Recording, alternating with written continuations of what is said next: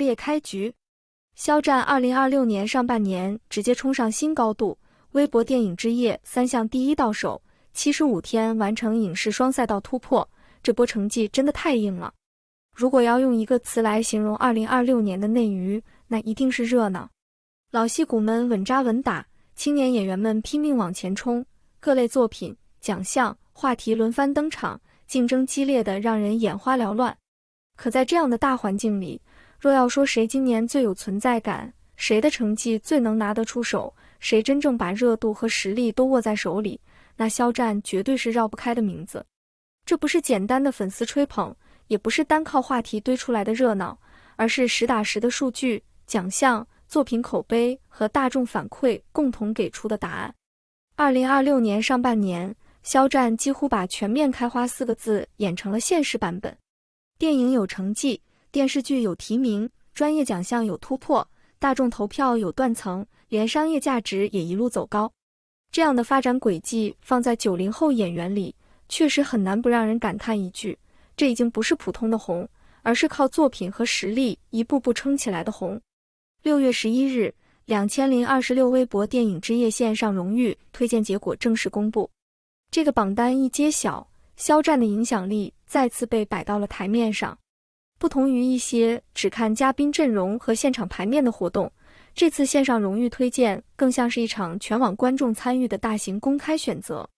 谁有作品基础，谁有路人关注，谁能让观众愿意主动推荐，结果都会在数据里体现出来。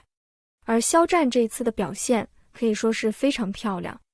他不仅自己拿下年度瞩目男影人 Top 1，还带着主演电影《德贤景致》冲上年度喜爱影片 Top 1，同时片中莫德贤与夏承这对荧幕搭档也登顶年度荧幕搭档 Top 1。也就是说，演员本人、电影作品、角色搭档3个维度全部拿到第一，直接完成3项领跑。更直观一点来看数据，年度瞩目男影人赛道中，肖战累计推荐值达到3188万次，年度喜爱影片赛道里，德贤景致累计推荐值达到3453万次，年度银幕搭档赛道中，莫德贤与夏承累计推荐值也有2663万次，3项加在一起，总推荐值接近9300万。这个数字放在任何一次线上推荐活动里，都不是小打小闹，而是真正意义上的高热度、高参与、高关注。很多人看完榜单之后都忍不住调侃，这哪像是几大赛道一起竞争，简直像肖战一个人的阶段性成绩汇报。因为从活动开始到结果公布，他和作品一直保持着很强的领先优势，不是最后一刻惊险反超，也不是靠短时间集中冲刺，而是一路稳稳占据前排，开局强势，中段持续发力，最后顺利登顶。更有意思的是，肖战这次拿到的不只是最后的3项第一，中间还解锁了多个节点记录。5月26日投票通道开启后，他很快成为全赛道首位推荐值突破500万的影人。与此同时，德贤景致也同步冲破500万推荐值，演员和作品一起起跑，一开始就把优势打了出来。到了5月29日，德贤景致在年度喜爱影片赛道推荐值突破1000万，继续稳居榜首。6月1日，肖战又成为本次活动中首位3大赛道推荐值全部破1000万的影人，优势越滚越大，最终把结果牢牢锁住。这些数据之所以值得拿出来说，是因为它不仅代表粉丝活跃度，也反映出作品和演员被大众看见的程度。现在的内娱投票活动并不少，各家粉丝也都很努力，但真正能做到跨赛道持续领先，还能让作品、角色、演员一起出圈的情况并不常见。肖战这一次的成绩，说明他的受众已经不只是局限在粉丝圈内部，很多普通观众、路人用户、电影观众也参与了进来。这也是他2026年非常关键的变化之一。过去提到肖战，外界总容易先想到流量2个字，可今年再看他，讨论的重点已经明显变了。大家开始谈他的角色，谈他的作品，谈他的演技细节，谈他拿到的专业奖项，谈他在不同赛道里的突破。一个演员真正完成转型，不是靠自己喊口号，而是要让观众在一次次作品里改变看法。肖战显然已经走到了这个阶段。如果说微博电影之夜3项第一，证明的是大众层面的喜爱和关注，那么肖战在2026年上半年拿下的一连串专业成绩，则更像是行业和学界对他的正式认可。短短75天内，他完成了电视剧和电影2个领域的连续突破，拿下2个影帝类荣誉和1个视帝类荣誉，成为90后演员中非常突出的影视双赛道代表。今年3月，肖战凭借《藏海传》拿下 SMG 电视剧品质盛典年度卓越品质之星，这个荣誉让他在电视剧领域再次站稳脚跟。《藏海传》本身就是一部质感厚重的古装大剧，从服化道到镜头语言，再到人物关系和剧情铺陈，都有很强的精品剧气质。肖战在剧中饰演的角色并不单薄，人物身上有隐忍，有谋略，有情绪变化，也有复杂的成长线。这样的角色不好演，既不能过度用力，也不能平淡无味，需要演员在细节里慢慢铺出层次。肖战的处理明显是下了功夫的，他没有把角色演成单一的爽剧男主，而是把人物内心的压抑、克制、挣扎和爆发都做了区分。观众能看到角色的沉稳，也能感受到他情绪底下的暗流。也正因为这样，他凭借这部剧获得电视剧领域的重要肯定，并不让人意外。到了4月，肖战又凭借电影《德贤锦志》拿下第33届北京大学生电影节最受大学生欢迎年度男演员。这个奖项对他来说意义很特别，因为他不仅来自电影赛道，也代表着年轻观众和高校群体的认可。5月，他又凭借《德贤锦志》获得亚洲艺术电影节金海燕奖最佳男主角。更值得注意的是，这次获奖据称是评审团全票通过，争议很小，认可度很高。对于一个曾经长期被流量标签困住的演员来说，这样的国际电影节奖项是一次很重要的证明。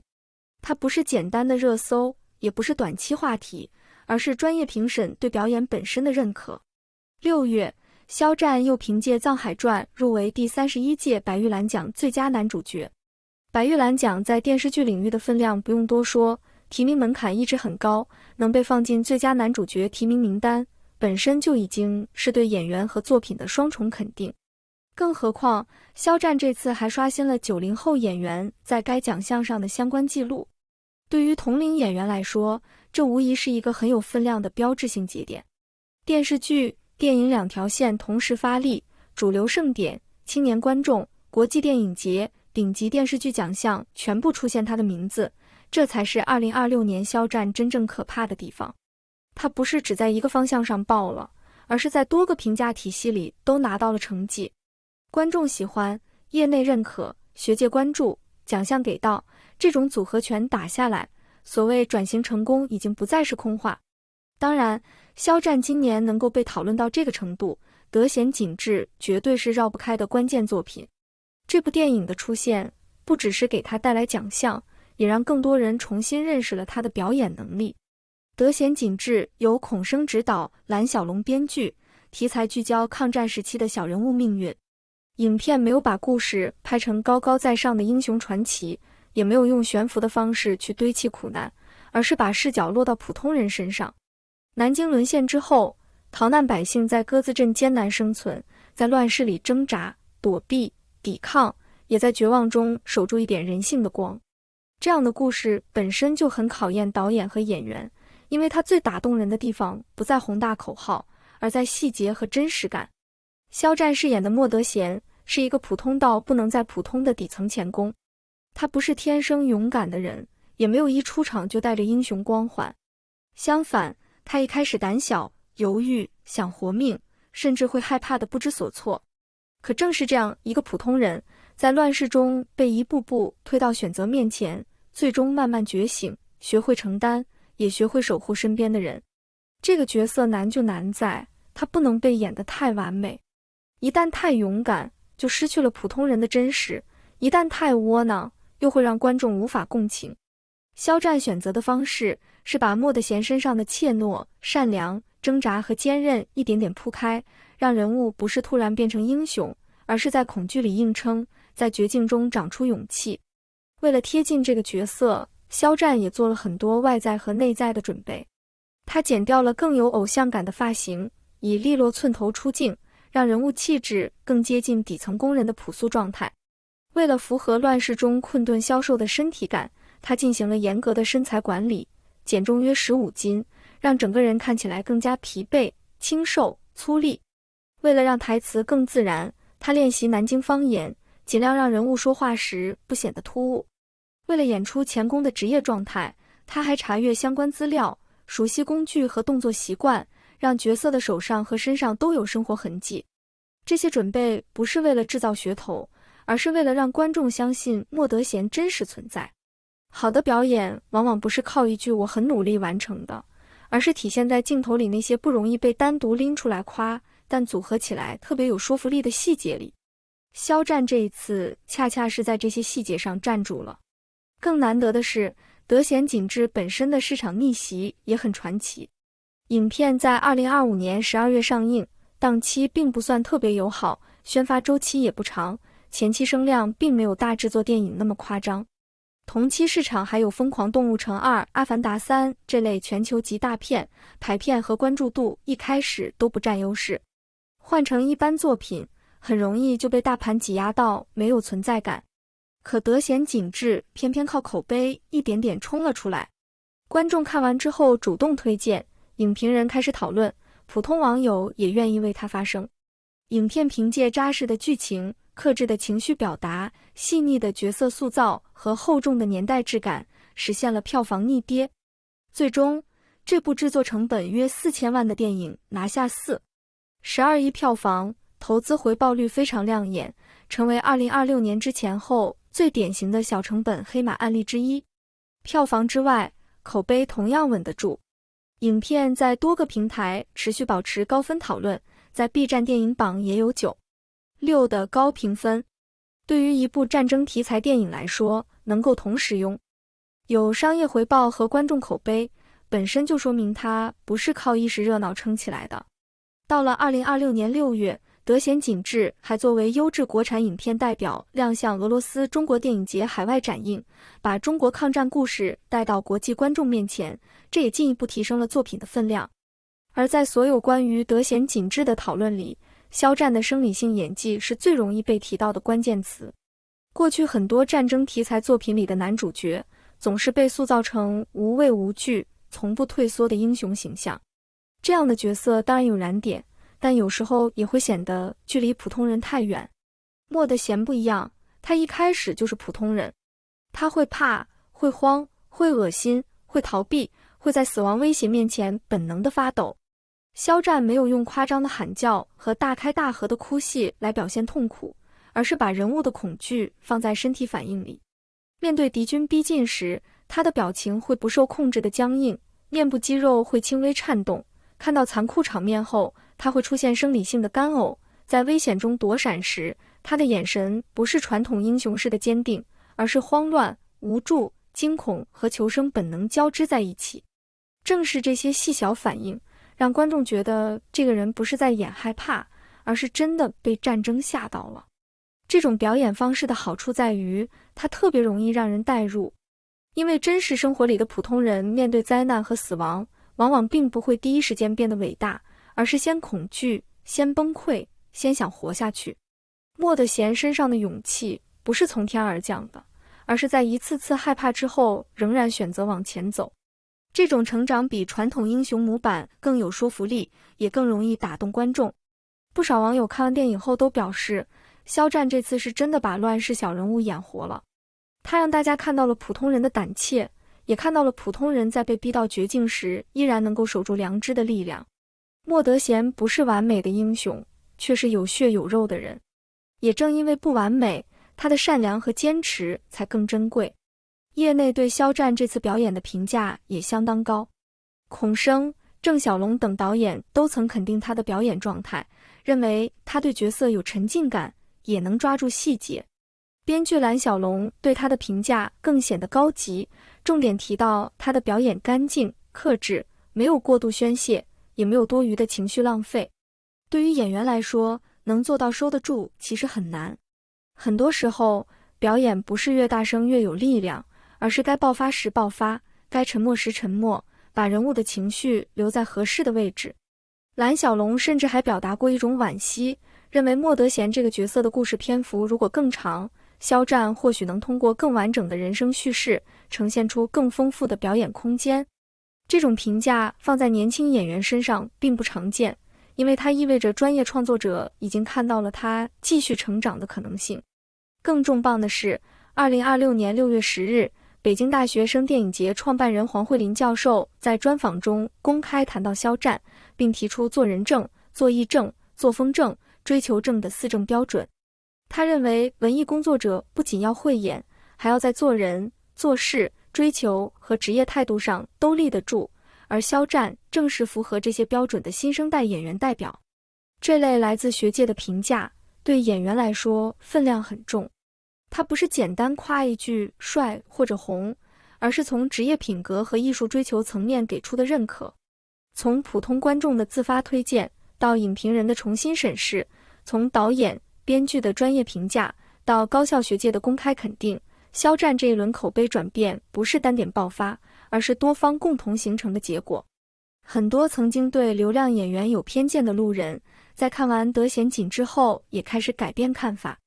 有人承认自己以前低估了肖战，有人说他的表演让自己忘记了明星身份，也有人认为他已经真正进入演员的状态。随着微博电影之夜结果公布，网上还出现了一个特别有趣的话题：肖战演了莫德贤后真没得闲。这个梗之所以能火，是因为它既贴合角色，也贴合肖战本人。戏里的莫德贤在乱世里为了生存，为了邻里，为了家园不停奔走，几乎没有真正清闲的时候。他从一个只想保命的小人物，被时代推着往前走，最终在苦难里承担起责任。而戏外的肖战，2026年上半年同样忙到停不下来，拍戏、宣传、盛典、领奖、进组、新作品衔接，几乎每一个阶段都有新动作。观众调侃他演完莫得闲，结果现实里也真的没得闲。这份双向呼应让角色和演员之间多了一层有趣的联系。今年上半年，肖战先后围绕《德贤锦志》和《藏海传》完成多个重要节点，又在奖项和提名上不断迎来好消息。前脚还在电影和电视剧的成绩里被讨论，后脚又进入新作品时日中焉的拍摄状态。这样的节奏并不轻松，但他始终保持低调，不靠无意义的炒作制造存在感，而是把重心放在作品和角色上。网友有句话说得很形象，别人拍戏像营业，肖战拍戏像扎根。虽然是调侃，但也说出了很多人的观感。肖战这些年真正让外界改观的地方，不是他突然变得会说漂亮话，而是他持续把时间放进表演里，把精力放到角色里。他没有停在流量舒适区，而是不断往更硬的赛道里走。也正是因为这种状态，他的路人盘才会持续扩大。一个演员如果只有粉丝支持，热度可能很高，但很难长期稳住口碑。可如果作品能被普通观众接受，角色能被更多圈层讨论，演技能获得专业人士认可，那他的影响力就会从圈层热度慢慢变成更广泛的大众认知。肖战如今正在完成的就是这样一个过程。除了影视成绩和观众口碑，肖战的商业价值也在同步上升。对品牌来说，一个艺人的商业价值从来不只是粉丝数量，还包括公众形象、作品质量、职业稳定度和长期口碑。肖战在2026年之所以能被品牌持续看好，正是因为他身上的稳和正向越来越明显。他代言的上汽汽车在预热阶段就引发了不小关注。品牌看重的不只是肖战本人的高知名度，还有他沉稳、认真、持续进取的形象。一个高端品牌需要的是长期信任感，而不是短期噱头。肖战这几年从偶像转型到实力派演员，靠作品一步步把口碑做起来，这和品牌想传递的深耕、突破、品质感有很强的契合度。很多网友也评价，这种合作不是生硬绑定，而是艺人与品牌之间的双向适配。现在的内娱并不缺热度，也不缺话题，但真正能把作品、口碑和商业都联动起来的艺人并不多。有些人有流量却缺作品，有些人有作品但商业号召力不足，还有些人短时间爆红却后劲不够。肖战比较特别的一点在于，他没有把事业重心放在短期热闹上，而是始终让作品成为底盘。正因为有角色、有奖项、有观众反馈，商业价值才不是空中楼阁。回看肖战一路走来的过程，其实并不容易。他不是从小就被影视表演体系培养出来的科班演员，也没有一开始就被所有人认可。早年以偶像身份进入大众视野时，他承受过很多偏见，也经历过不少争议。对于很多人来说，流量这个标签一旦贴上，就很难被撕掉，因为外界会习惯性怀疑他是不是只靠粉丝，他到底会不会演，他的成绩是不是只是热度带来的。面对这些质疑，肖战没有靠争辩去证明自己，而是选择用时间和作品慢慢回应。他没有一直停留在舒适的偶像路线里，也没有只依赖曝光维持热度，而是不断接触不同类型的角色，进入更有挑战性的剧组和题材里。电视剧、电影、古装、战争题材、现实质感作品，他一步一步拓宽自己的表演边界。别人也许会追求短期话题，他选择长期沉淀。别人可能更看重曝光频率，他更在意角色完成度。别人靠营销制造热闹，他则尽量让作品替自己说话。这条路不一定最快，却最稳。因为演员最终能不能走远，还是要看作品能不能留下，角色能不能被记住。从曾经被人用流量偶像简单概括，到如今拿下影视双赛道重要荣誉，入围白玉兰，获得业内和学界的认可，肖战这条路走得并不轻松。但也正因为不轻松，才显得更有说服力。他的逆袭不是突然发生的，而是很多年积累之后的一次集中爆发。2026年上半年的全面开花，看似来得很猛，其实背后是无数个看不见的准备。为了角色减重，为了台词练方言，为了职业细节查资料，为了人物状态调整外形和表演节奏，这些都不是热搜能替代的东西。一个演员真正愿意为角色付出多少，观众最终是能在镜头里感受到的。肖战也用自己的经历证明了一件事：流量本身并不是错误，关键在于拥有流量之后，艺人怎么使用这份关注。有人会被流量推着走，沉迷短期红利，也有人会把关注变成机会，再用作品把机会做实。肖战显然选择了后者。他没有否认自己曾经拥有过高热度，但他也没有停在热度里，而是不断向演员身份靠近。当一个有流量的人同时拥有作品、态度、专业进步和稳定口碑时，外界对他的评价自然会发生变化。市场会重新认识他，观众会重新打量他，行业也会给出新的位置。肖战如今的成绩正是这种变化的结果。2026年上半年，肖战已经交出了一份足够亮眼的成绩单。微博电影之夜3项第一，让大众喜爱度有了清晰体现。75天内影视双赛道连续突破，让专业成绩有了实质支撑。得闲紧致的票房和口碑逆袭，让电影代表作更有分量。藏海传的奖项与提名，则让电视剧领域的实力再次被看见。再加上商业价值同步上升，它确实完成了人气、作品、口碑、行业认可的多维登顶。当然，对演员来说，真正重要的不是某一个高光瞬间，而是能不能继续往前走。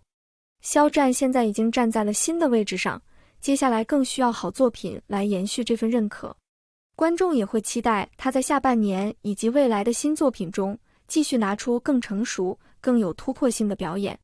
从莫德贤到藏海，从电影奖项到电视剧提名，从大众投票到学界背书，肖战这一路最打动人的地方，并不是他突然拥有了多少荣耀，而是他一步一步把曾经的质疑变成了现在的认可。那些曾经不看好他的人，如今也不得不承认，他确实用作品和成绩走出了一条属于自己的演员之路。2026年的肖战，不只是热度高，更是实际硬；不只是人气旺，更是口碑稳；不只是被粉丝支持，更是被越来越多普通观众和专业声音看见。这样的转变，才是一个演员真正变强的证明。上半年已经足够精彩，下半年的故事仍然值得期待。希望肖战继续保持这份清醒和踏实，在新的角色里继续突破，在新的作品里继续沉淀，也在属于自己的演员道路上走得更远、更稳、更有底气。